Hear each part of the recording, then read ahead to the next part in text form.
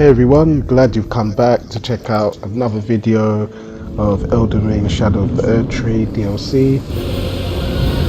In this video you'll see me face the first major boss of Shadow of the Erdtree DLC. The Divine Dancing Beast Lion is no joke at all. So much in the community have expressed unfairness or how difficult this boss fight is. So I'll be breaking down my strategy and just what I had to do to defeat this boss, just piece by piece as well, so hopefully you enjoy it.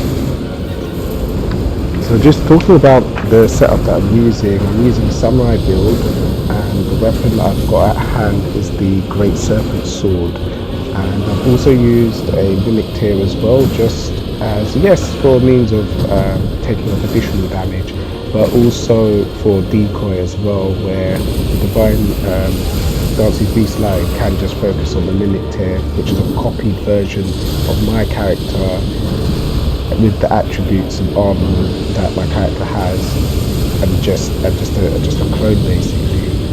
It hasn't been fully upgraded, so it's not as strong as it as you probably see from other people. I think it is a +3, but it does help. So what's happening right now is that I'm trying to avoid this phase where it's summoning all this lightning that is causing massive AoE, which is area of effect attack, and it has a number of these attacks once you get it down to about 60-50% health. As you can see, the boss is down to about 50%, and it's throwing out lightning elemental, now it's throwing out ice elemental. Some of these attacks, like that one, you can see the blue meter there, it's building up what they call frostbite, and that will take a lot of toll on my health, so that's why it's something I want to avoid. But it's really hard to avoid given the nature of this fight. So there's specific times where if I don't see ice elemental going down to the ground or lightning, then I will just go in for the attack, as long as I've got like an opening. So it's quite hard to get the openings there. You see I've done jumping R2 attacks, jumping heavy attack, and I've hit it again, and then whoosh, I've got hit by the wind. It also does wind elemental as well. So the 3 elementals it does is it uses its lightning, ice and wind, and that only happens in the second phase of the fight. And that's another thing as well. You can be attacked while trying to summon a mimic tear. It will come straight after you as soon as you. It will either come straight after you, or what it will do is it will launch a projectile sort of wind attack at you. So this attack here is a 2-part attack. It has a delay, a slight delay on the last bit, and then there's a follow-up attack where you can jump those 2 grounded wind attacks that it does from its mouth, and that's a sequence it always does. It's a very annoying continuous attack. I think a lot of this, the main problem that people find this boss is that it's just extremely aggressive, agile, and there's just very little window to put attacks in. I mean, I thought Market was challenging, like one of the first bosses you most likely come across in Elden Ring, or even Godric, but they had it where it was challenging, but it was almost not overwhelming, where it looks like they tried to just give this boss just overwhelming attacks, and the rate that the boss attacks as well is just, you know, it can be pretty overwhelming. I think the boss itself is a great design. It looks really, you know, it looks like a spectacle with all the sort of movements and elemental attacks. But when you have to actually deal with the boss mechanics itself, it does feel rather annoying to deal with, and that could be because of my skill level. It could be because I haven't really played much Elden Ring in a long time. It could be I haven't got the best setup with my weapons and armor. Like I said, I'm using a samurai build, and I'm using the Great Serpent Sword. I used that a bit with the katana as well. I'm not sure if I pronounced that properly, but it's one of those it's Japanese katana swords. But I like the Great Serpent Sword mainly because the strength on it is really good too, and also it's got a lot of potential to stagger as well, which is always very handy against bosses. So as you see, it's gone into the ice element now. It's gone down to about to about 70, almost like what, 65% health there. And like I said, you have to be careful because that meter will fill up with frostbite, and that's what I'm trying to avoid. But on top of that, I'm also getting the additional attacks of the boss hitting me and trying to avoid those as well. So that's what I think. I think it is pretty much overwhelming that they gave the Divine Dancing Beast line an overwhelming number of attacks and continuously as well, and with the agility and damage as well. It just makes it a very hard first major boss to beat. I can see why people quit, but it is, I think, a really good boss, but it should have just been toned down. It just needed balancing, I think, in my opinion. However, I've seen some people solo this boss, you know, and have no problems. So it has a number of delayed attacks as well, where it will just stand up and it will just come crashing down at you as well. And it has like this 3-hit combo where it's 2 attacks, and then on the third one's a delay as well. So you can always watch out for that. And though that through grounded wind attack is always low, so you can always just jump over the third one and then just punish the boss afterwards.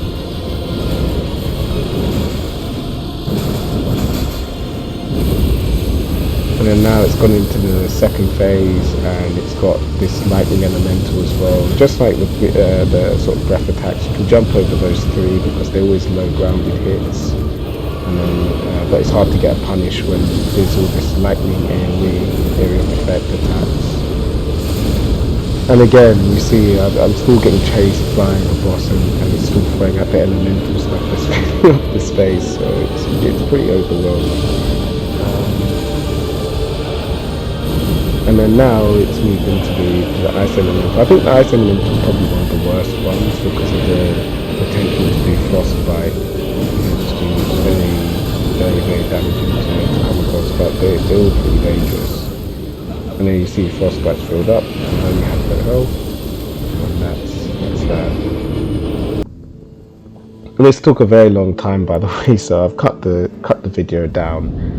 It took me a long time to get past this major boss. I will say this, compared to the base game, the first major boss is a huge spike, but From Software DLC, they're known as a games developer that when they make their DLC, it's like 2 or 3 times as hard as the main game, and that's the intent of it. But I can see why some people were just like, I can't take this level of punishment.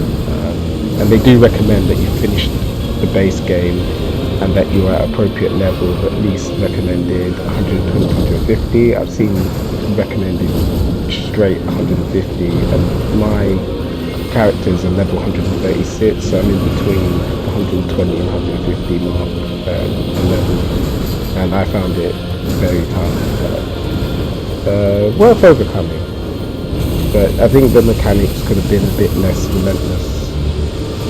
This attack here, you really want to run to the side. If you try and dodge, it has a weird or very big hitbox, so you really just want to run one direction and just stick running.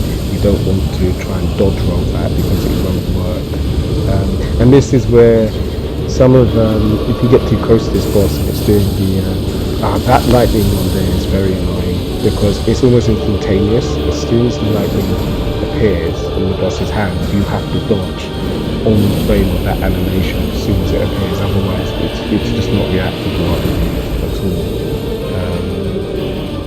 I've seen streamers struggle with that as well, unless they could actually recognise the animation before it left the boss's hand.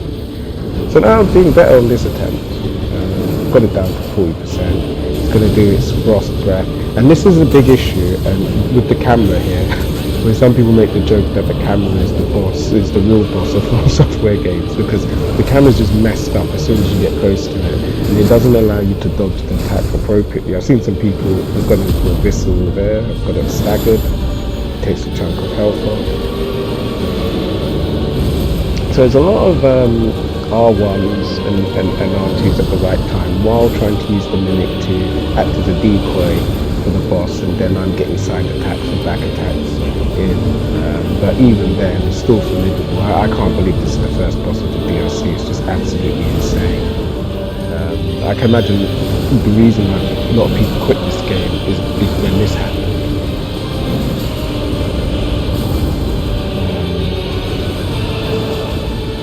So build up, but you can see it's on about 2-3%. It's some nice elemental. And look how cautious I'm playing, to the point that the mimic tier finished it off. But it's okay, it's a copy of my character.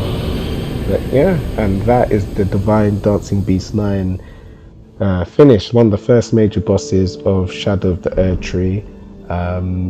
I think a very difficult first boss, but given that the DLC is meant to up the difficulty of Elden Ring base game, it's probably what's in store to expect. We saw multiple different attacks, different area of effect attacks. We saw different combo attacks into delay attacks. We saw different elemental attacks all at once, from lightning to ice to wind. It's just absolutely bonkers, but fun to overcome. Actually, an annoying fight, but you do feel better once you've overcome it. Maybe because just got rid of the boss.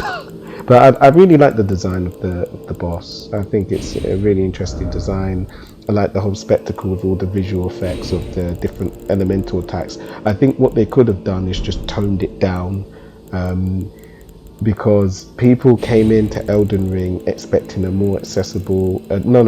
The impression of it after playing was more accessible Dark Souls open world game with an adventure game as well. And then now it's gone. Now they just have to go back to a brutal difficulty check, that they were just happy to roam around with their steed, their horse, and visit different areas and go to different boss fights that were easier and over level if they needed to, and enjoy discovering different areas and different environments and different secrets within the game, and that whole discovery. Now it's become where you have that element, of course, and you have a new area to explore, which was really good. Makes it Elden Ring 2.0 or 1.5. But you also got that added brutal difficulty as well, where what you were doing before, or with the broken weapons, or the higher level that you could use that as to your advantage, isn't exactly as effective now. But anyway, I hope you enjoyed my breakdown of the Divine Dancing Beast line boss fight. I hope to see that boss toned down, and I think it'd be even better. Let me know what you thought of the video, and check out next time for new videos. Take care.